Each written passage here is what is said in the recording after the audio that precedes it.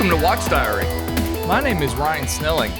I am so happy to be here today.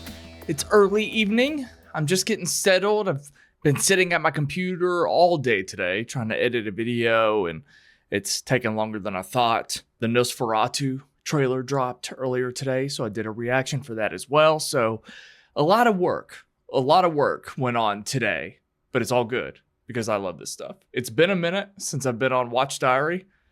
I love you guys. Thank you so much for being here. I'm grateful to you. I'm going to do something a little bit different today. I'm going to be talking about this little Indian movie that I watched last week. It's a great film. I'll tell you all about it. And I'd be thrilled to hear that you even watched it because of this podcast. But there also might be people who are listening to this podcast who have seen it and just want to hear my thoughts on it. So whether you haven't seen the film, have seen the film, I'm going to be talking to both of you guys today. I'm not going to be like spoiling the shit out of it. I'll probably separate it into parts. That way, if you don't want the movie spoiled for you, you can hop off here and go watch it and then come back and listen up. But it'll just be a classic review show. Why am I talking about this movie? Well, just in general, I'm going to be covering more Indian cinema on my YouTube channel. I actually started a brand new YouTube channel to focus on it primarily. Here's the main reason. First of all, it does really well. Like, I'm not going to lie. It does well. But one thing that I've noticed, every time I've posted a video or a podcast covering an Indian movie, the fan base, the people who are commenting, the people who are watching, listening, the amount of passion that they have for their film industry and for their movies is unparalleled. Like, I've never seen anything like it. And I'm inspired by it. It's also really fun watching a movie where, like, you know, when I go to an American blockbuster or an indie film, for the most part, I've felt every feeling that you can have. I guess what I'm trying to say, it's hard to feel like I'm watching anything new anymore. But every time I watch an Indian movie, and it's just not Indian movies, it's most foreign movies, I feel like I'm watching something completely different. My eyes are just bigger. I just feel more, I don't know. I think that's what I'm always searching for when I watch movies, is to feel like a kid. I want to feel wonder and amazement and thrills. And I don't know, every time I've watched an Indian film, I felt that. You know, Brando and I covered some of the S.S. Rajamouli films a couple of years ago. Of course, when RRR came out and Bahubali Part 1 and 2, we talked about those. And we just had a blast. And, you know, here in America, we're debating on whether a movie is a box office failure or a success. We have the Star Wars show going on right now, and nobody can agree on it. And people are just always up in arms about something. Whereas, like, I feel like I'm diving into something like brand new.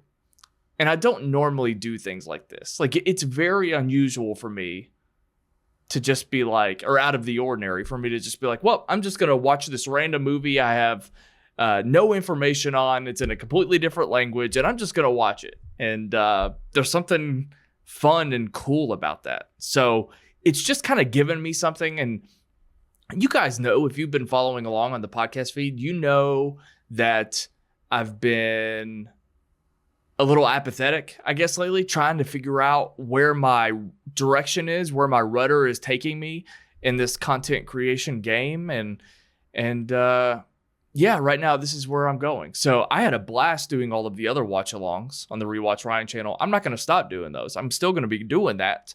But I'm really enjoying myself covering this type of content as well. So I think part of my mission is, I have an audience already with this podcast. So I think part of my mission is to just see if I can get more people to have some fun with Indian cinema and watch some of these movies. So what's great about them is they're super accessible. So the movie I'm going to be talking about here today, I think it's on Hulu, MANJUMMEL Boys. I'm pretty sure it is. Let me just look it up real quick before I get started. That way you guys know exactly where to go.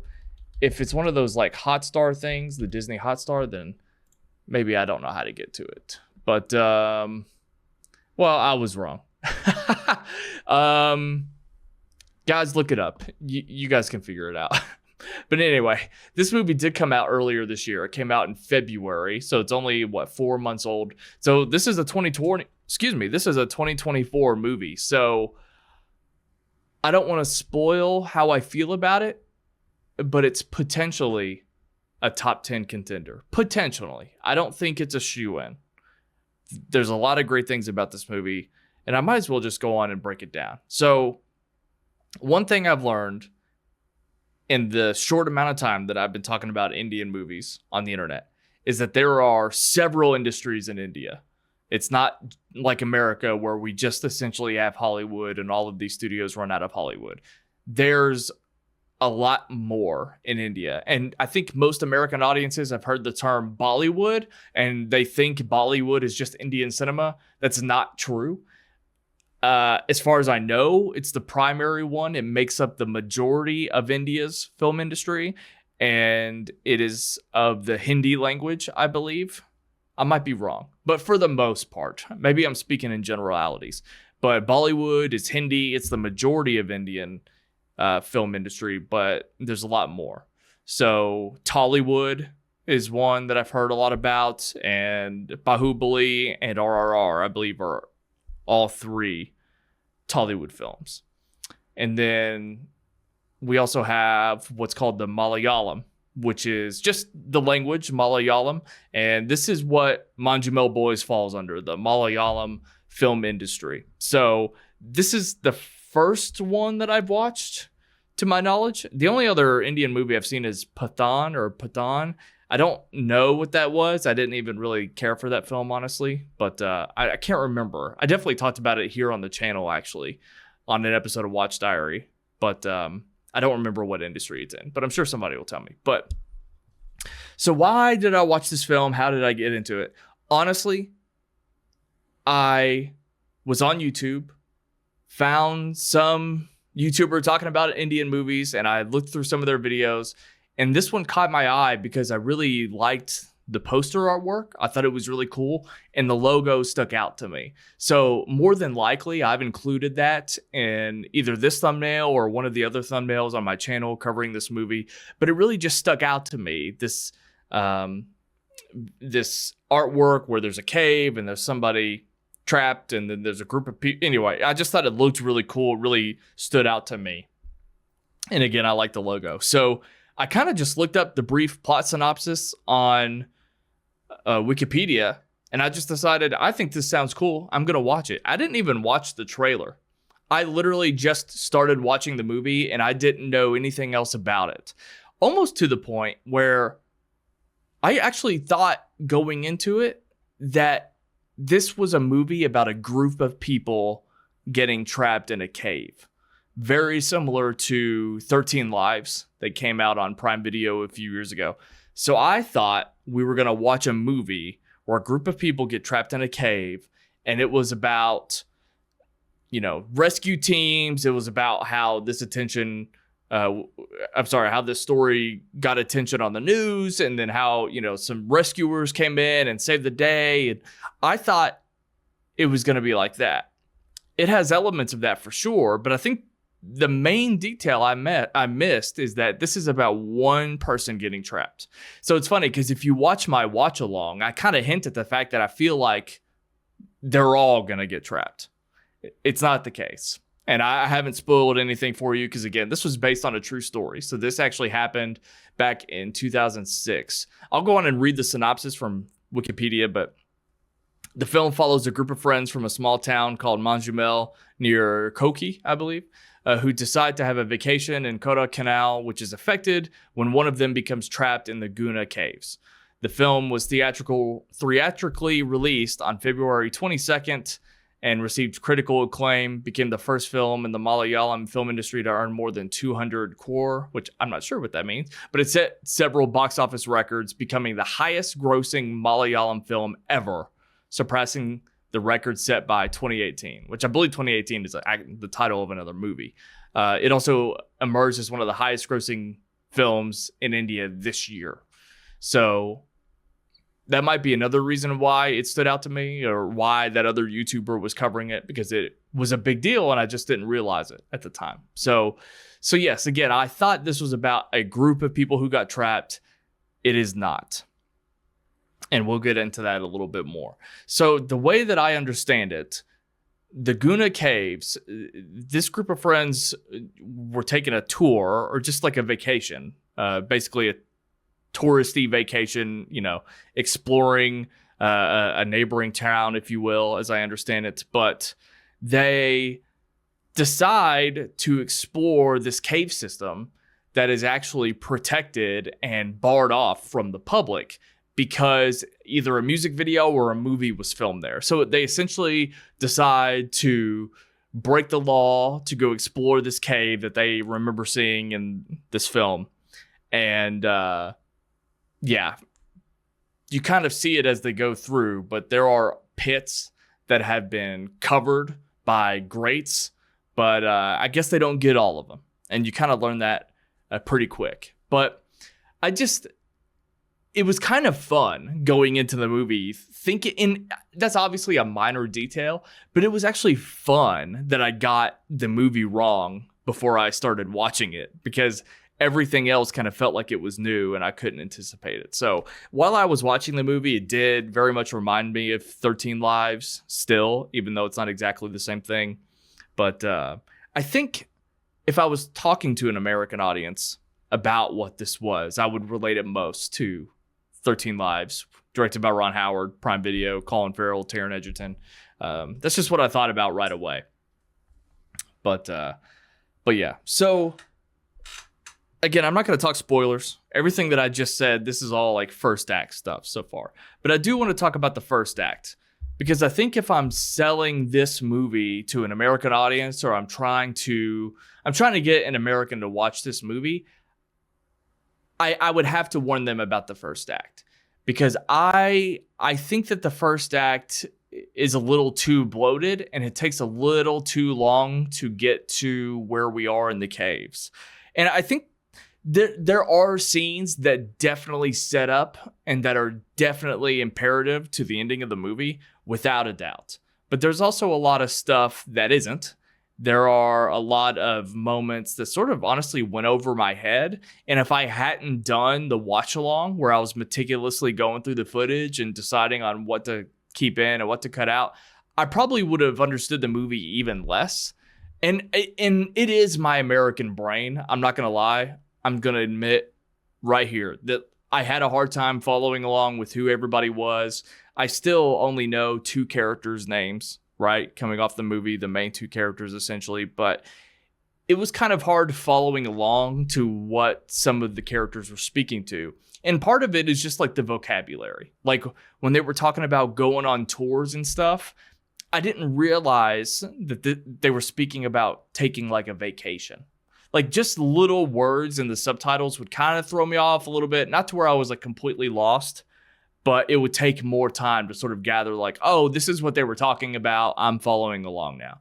So there might be smarter audience members that don't have to deal with that, but I certainly did. And again, even going through some of the scenes, I was kind of like, well, I don't even know why this was even here. I don't remember who this is, how it matters to the story. There were, of course, mentions of certain places and things. And I don't know anything about the geography of India. I know nothing about it. I know that when I ask Siri, and because I said her name, she's going to pop up right now, or maybe not. I know that when I ask her what time it is in India, she can tell me what time it is in New Delhi, but that's essentially all that I know. So when they're referencing certain places that they're going and certain languages, I don't always know what they're talking about. It's not like you're lost, but there are just probably some very specific things that I actually missed, and it just kind of went over my head. I still think, aside from that, there was a lot of unnecessary time taken to set up the story. A lot of the beginning is just, we're kind of just vibing with the guys, you know? There's a particular scene that I think is imperative to the movie. It takes place at a wedding, But I didn't even understand fully the context while watching the movie, that they were at a wedding of someone that they didn't even know really, but they kind of got caught up in this tug of war challenge. And so, and then after that, you see some of them at work and you see some of them in their daily lives, just preparing what kind of tour they're about to take. So some of the meaning was lost, but also at the same time, I think it was a little too bloated. And I think I'll talk about this later, but I think if like there was an American version of this movie, I think a lot of it would have cut that down and made it just the bare bones. I mean, honestly, I think you could have actually started the movie when they started their tour. I think that's honestly another thing that would be different. If Americans got hold of this story, I think they would start it with the tour and set everything up during the vacationing and during their trip in the van. I think it all would have been done there. But that's the other thing too, and I appreciate this. Indian movies, for the most part, are long. They're very long. This one isn't. This one's about 210, 215. It's not too long, but they do take their time. And I actually appreciate it, especially when you're watching something epic in scope. This is definitely a much more grounded story, which is, I think, another reason why I was fascinated. Because I'm so used to these epic scale films, the S.S. Rajamouli films, even Pathan. That movie was sort of like a Bourne Fast and Furious. So it was smaller than the other three films that I'd seen, but it was definitely not an intimate story like MANJUMMEL BOYS is. So I've kind of seen examples from across the spectrum at this point. I guess the only thing I haven't seen is a comedy or like a romance, but there's some romantic elements to the other movies. But RRR, I mean, it's a joke. So I think the first act, for the most part, it's bloated, but this movie's shot very well. I love watching a movie where we can just be like vibing at a place and you look over on the sidewalk and then there's an elephant just like walking around. Like, we just don't get stuff like that.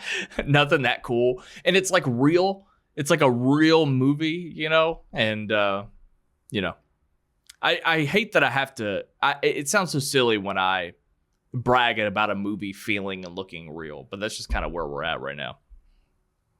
But anyway, so they're on the trip, and this is where it really starts to pick up, and you start to feel where the tone is going to take us from here on out. So they get into the cave system, and it actually looks fantastic. It has to be a set. It has to be, but it looks so good in the film. I mean, it's a memorable place. Like, they did such a good job with the design and everything. And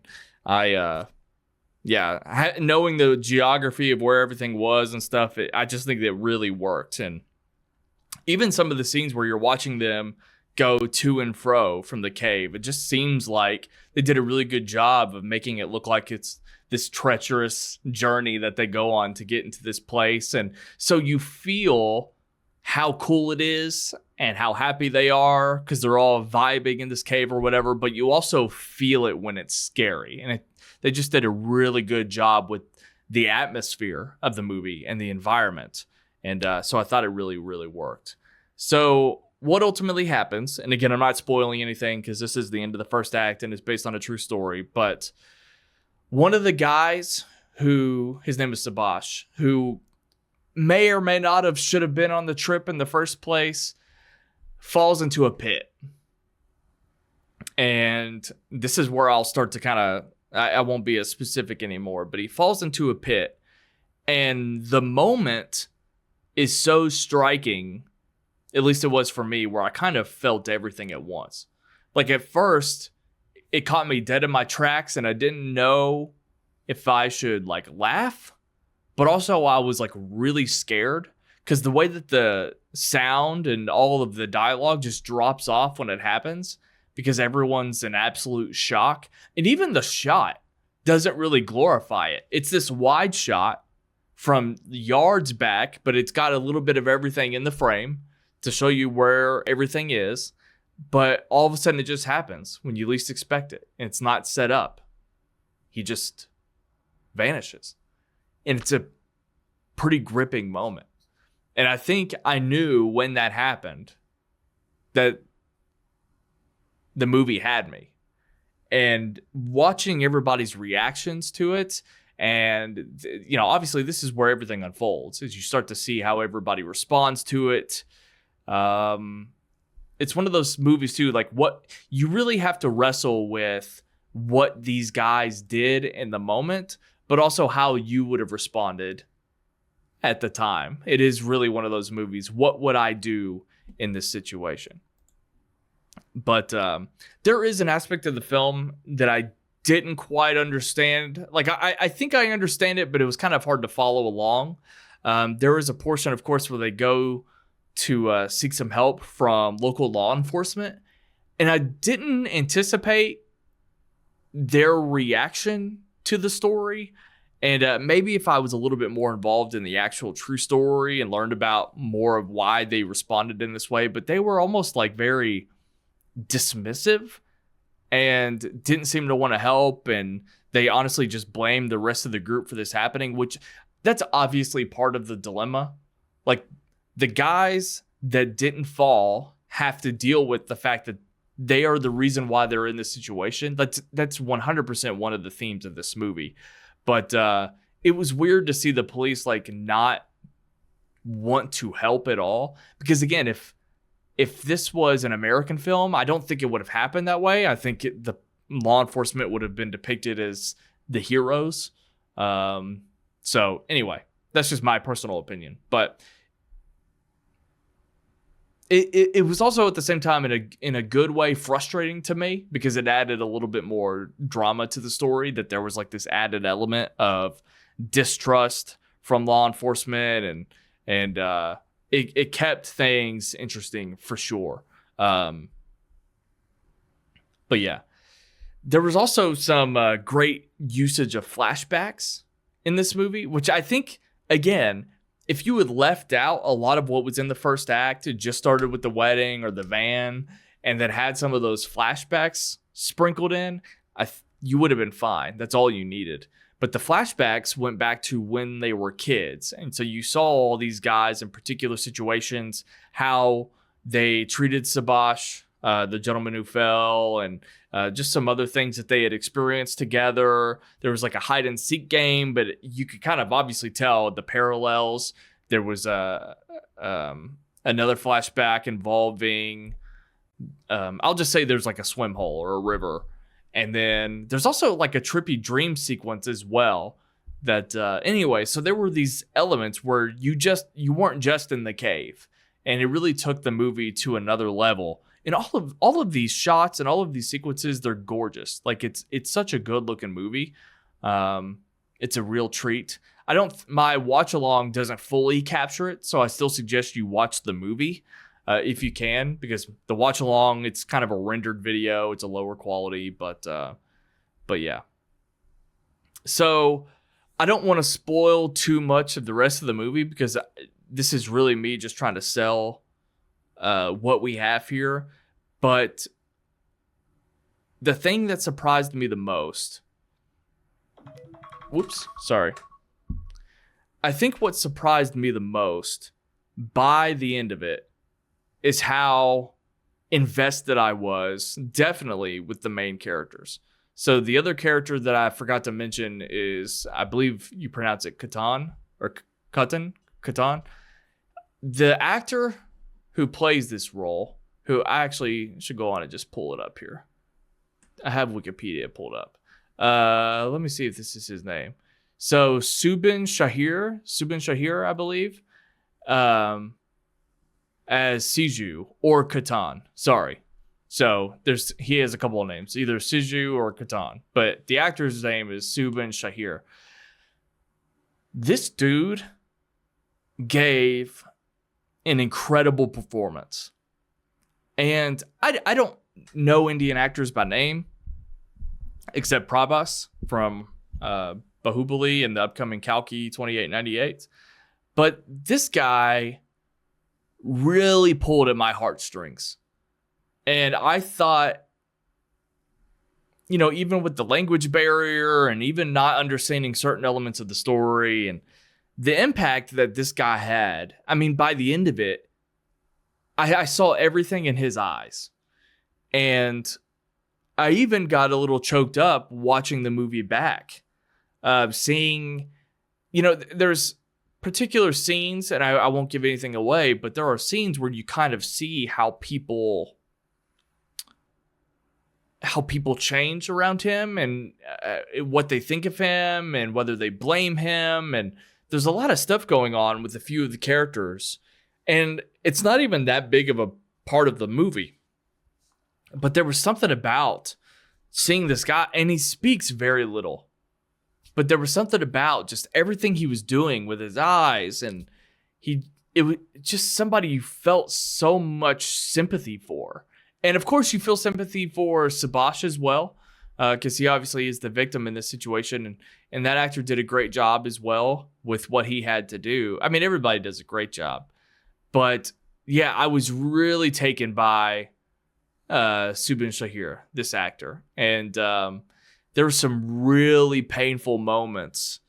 But ultimately, what this movie is, I think everybody can get on board with it. What this movie is ultimately is like a triumph of the human spirit. And it's about friendship and love for one another and not giving up. And there's a lot of rousing moments. There's a lot of dramatic, scary moments. There's a few where oh my gosh, there were a couple of there were some scenes in the cave where I literally just jumped and tensed up so hard because I just couldn't believe them. And I was so afraid and scared as to what might happen. So, I mean, that's the kind of stuff you just can't.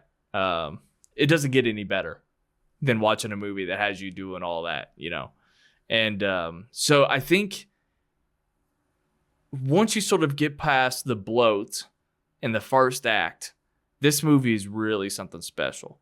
It's super emotional. Again, I love the atmosphere and the tone of it, and the payoff.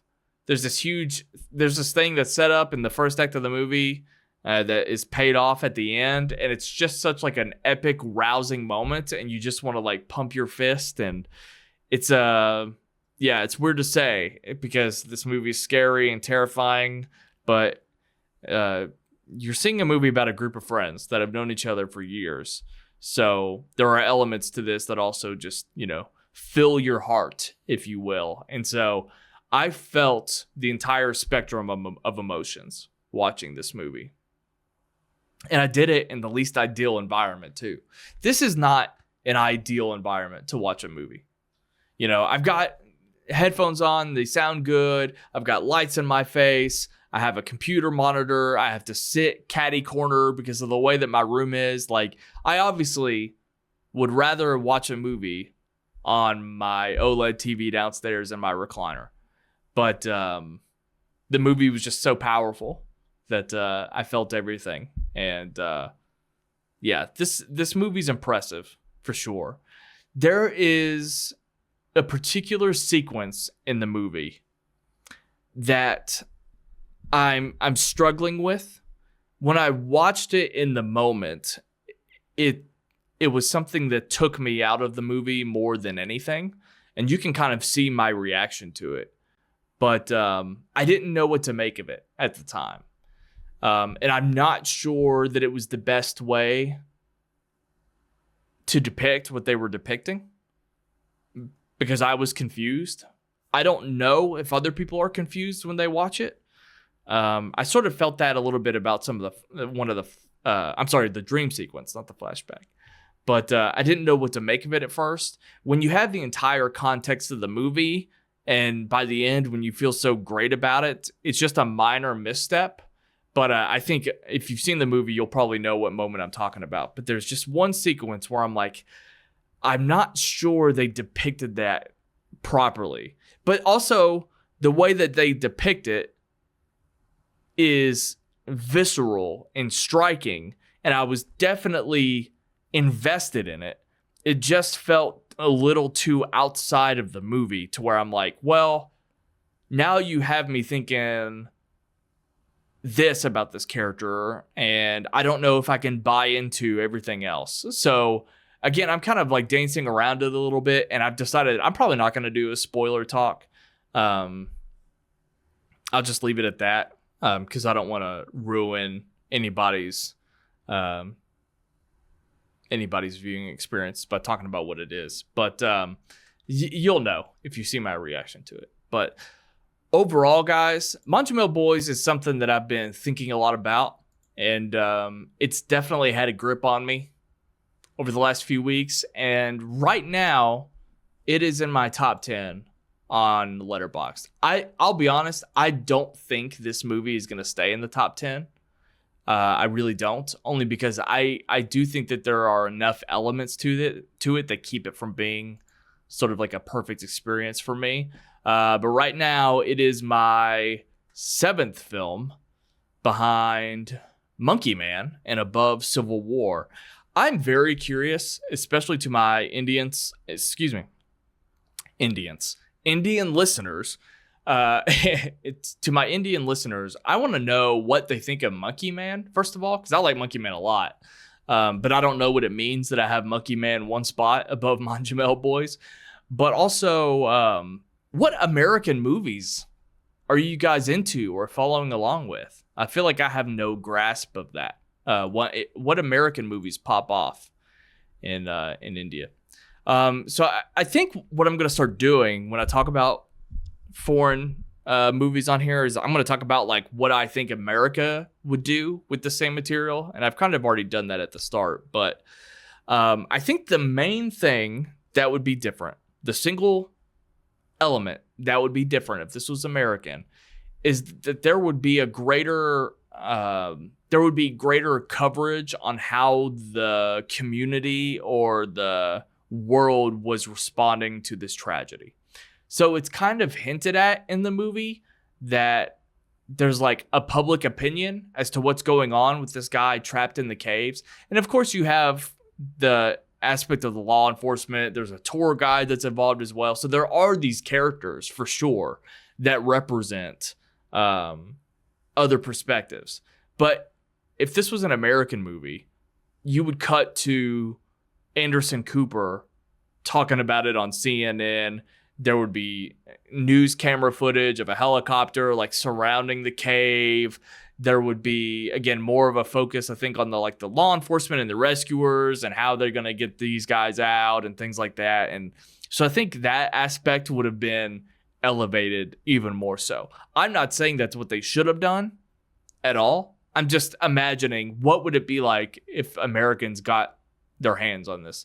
But at the same, I still don't think it would have taken away from the spirit of the film, because the spirit of the film is the Friends group. It's the MANJUMMEL Boys. I mean, it's the title of the movie. So I think that still would have been there, but we probably have the best version. It's not even probably. This has to be the best version of this story since it's homegrown. So yeah, but I think that would allow American audiences to relate to it a little bit more. But regardless, once you really get into the story, it's quite gripping and has a hold on you and doesn't let go. Also, the ending was pretty unconventional, and that was nice. It didn't end at the pace and the structure that I imagined it would. But anyway, you just kind of have to see it to know what I'm talking about. So, did I score it? I probably didn't score it yet. I would probably give it a 4 out of 5 stars. It's a really good film. And yeah, I'm very happy that I picked this. Of all the movies that I could have picked to just watch for no reason, I'm glad that it was something like this. So anyway, if you listen to this entire podcast and you haven't seen the movie, please do it. Figure out how to rent it if you can. Again, I don't know how. I don't know where it is. I wonder, do Indian cinema or studios give out screeners? I wonder how I can get screeners. But anyway, go check this movie out, guys. It's awesome. It's really good. Speaking of Indian movies, I'm going to be seeing on Wednesday what could be the biggest movie of the year, what probably will be the biggest movie of the year, Kalki 2898 AD. And I think that this is something that American audiences could easily get into. So definitely check out the trailers for that if you haven't yet. But also, it's a big week in America because we got A Quiet Place Day 1. Is that what it's called? We got the next A Quiet Place coming out, which I'm very excited for. One of our most reliable franchises right now. And it looks like this is going to continue that trend. I am personally really excited about Horizon, an American Saga. It could be like a 30% on Rotten Tomatoes, and I wouldn't care. I just want to sit down and watch dudes travel on horses. Like, I'm so down. I'm just in the mood for that lately, so I'm pumped. So I'm going to see, I think, all 3 of these movies this week in theaters. Kalki 2898, A Quiet Place 3, and then Horizon Part 1. So I'm pretty pumped. I started another podcast with Austin Burke called Movie Mode. So we'll probably be talking about at least 2 of those 3 movies on Movie Mode. If you're curious why I have 2 podcasts, I talked about it in a recent update. But Watch Diary is going to be more about what my coverage is on my YouTube channels.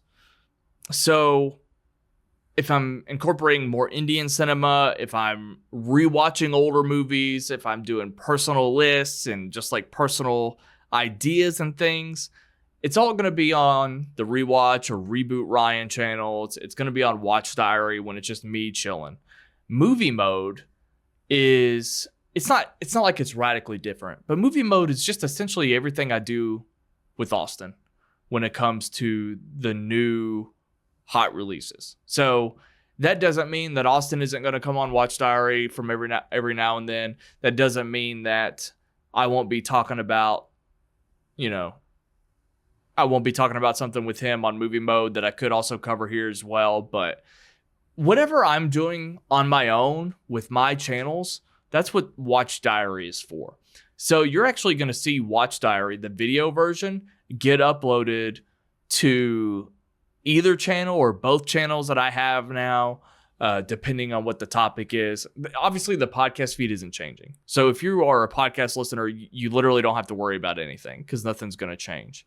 The only thing I should tell you is that I plan on doing this more frequently because I should. So anyway, I'm mostly just speaking to things that are happening on YouTube, but I'm excited about Movie Mode. So if you want to hear long form discussions about, sorry, I keep hitting my mic. If you want to hear long form discussions about the hottest new American releases, primarily, that's what Austin and I are doing on Movie Mode. So we would love for you to subscribe to that podcast as well. We greatly appreciate it. But of course, there's also a YouTube channel, Movie Mode Pod. However you want to listen, we greatly appreciate you. We're working on getting our podcast listeners up, but we're also working on getting our YouTube subscribers up so we can monetize the channel. But we'll get there. I'm actually encouraged by how we're growing and how we're developing because I think our audience is coming in really appreciating the long form content. So I like that we're just getting people that are down for these super long form podcasts. I mean, a couple of our episodes have been 2 hours, so it's been really nice. And yeah, there's definitely plans to like clip stuff out and things like that. But right now we're just trying to do the most we can with the least amount of work and time because we both have a lot of things going on. But if we can just sit down for a couple of hours and post content on multiple platforms, it's definitely been worth it so far. But anyway, so go subscribe to Movie Mode wherever you listen to podcasts. I'll be back on here hopefully sometime next week. We got to do a mid-year report, a quarterly report. I haven't seen that many movies. Again, I'm looking at my letterbox right now. I have seen 12 2024 movies this year. So yeah, I barely can make a top 10 list of the year. But that's okay. I'll just probably do like a top 5 and then just kind of talk about certain preview certain movies, things like that. We'll just chill. I guess that'll be next week. Yeah. Next week it'll be July already. But anyway, guys, that's my discussion on MANJUMMEL Boys. I highly recommend this movie. I think it's fantastic. And it's only gotten better for me since I've watched it. So it was a great, gratifying experience. Be on the lookout for MANJUMMEL Boys for sure. And another thing I'll say is I talked about sort of the emotion I felt from the acting and things. I don't think American audiences care necessarily, because for the most part, if you're an American that only speaks English, a foreign movie is a foreign movie, or a movie with subtitles is a movie with subtitles. You either like it or you don't. You either can watch it or you can't. But one thing I've learned is take the extra second to look up what the native industry or language is and try to find that version of the film. Like, most Indian movies have the Hindi version, but a non-Bollywood movie can be translated into Hindi. So you wouldn't be watching the actor's performance and dialogue. It's subtitled either way. And that's another thing too, is that I'm not going to watch every single movie in its native tongue. Just because they might not be as accessible, and sometimes I might just make a mistake. But if I can't tell if it is or isn't, so I either just find it right away and it's obvious, or I might make mistakes. But either way, just take the extra second to look that up, because I think it is probably worth it, but ultimately not the biggest, maybe not the biggest factor in why you would or wouldn't like the movie. But I guess the other thing I've realized is that if I just type in MANJUMMEL Boys on Google, I don't know what poster or what industry the poster comes from. So I guess I accidentally posted a poster that was in a different language or something. I have no idea. I'm not going to know that, guys. So just bear with me. If I post artwork, it's because I like it. In the same way, like, I could pick a Godzilla -1 Japanese poster over the American poster because the Japanese is better, but it's still the same movie either way. So just bear with me. I'm an ignorant American, but I'm very intrigued when it comes to learning more about this industry. So, or these multiple industries, as I understand. So anyway, that's it, guys, for me. MANJUMMEL Boys, go check it out. And I appreciate you listening. I will be back probably next week, and we'll just talk about the year 2024 so far, and we'll have a good hang. Guys, I appreciate you. If you are watching this on YouTube, please subscribe to the channel for more podcasts like this. Subscribe to Watch Diary. If you're watching this on YouTube, subscribe to the podcast feed. That would be greatly appreciated. Wherever you listen to podcasts, we should be on most distributors, but definitely Apple Podcasts, Spotify, some of the other big ones. But guys, I appreciate you. I'll see you on the next one. Bye-bye.